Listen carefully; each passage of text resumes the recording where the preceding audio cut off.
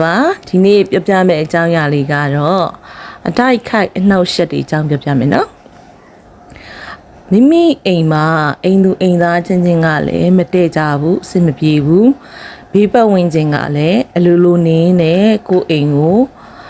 မလုံမုန်းတာတွေပြောတယ်နောက်ရှံဖြစ်တယ်ဒါမျိုးတွေဖြစ်လာတယ်နောက်အလုပ်သွားတော့လည်းအလုပ်မှာအဆင်မပြေဘူးဒီလိုမျိုးလေးတွေဖြစ်လာပြီဆိုရင်အလွယ်ဆုံးနည်းနဲ့ဖယ်ရှားတဲ့နည်းလေးတစ်နည်းကိုပြောပြပေးမယ်နော်ကြေးဖလားတေးသေးလေးတစ်လုံးကိုဝယ်ပါနော်ဖျားဆောင်တဲ့နေမှာရောင်းနေနော်အဲ့ကြေးဖလားလေးတွေကိုတမယာသီးသေးတစ်လုံးထည့်အဲ့ထည့်ထားတဲ့ကြေးဖလားလေးကိုမိမိအိမ်တကားအဝင်တန်းပေါ်မှာပေါ့နော်အဲ့ဟာလေးကိုတင်ထားဒါမှမဟုတ်မိမိအလုပ်မှာဆိုလဲအလုပ်ရဲ့တကားအဝင်တန်းဖောင်လေးပေါ်မှာတင်ထားတဲ့အချိန်တွင်းမှာမိမိအိမ်တွင်းမှာရှိတဲ့အတိုက်ခိုက်နှောက်ယှက်များမိမိအလုပ်တွင်းမှာရှိတဲ့အတိုက်ခိုက်နှောက်ယှက်များတွေကင်းပါစေဆိုပြီးတော့ဆုတောင်းပါအဲ့လိုနဲ့တင်ထားလိုက်ရင်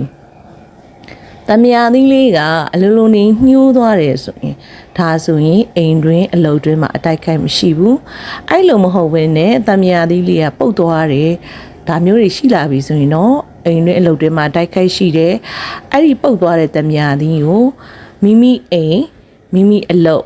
ကနေပြီးတော့အပေါက်ဝါကိုကြောခိုင်းပြီးတော့လက်နောက်ပြန်ပစ်ထုတ်လိုက်ပါအဲ့တမယာသီးကိုနော်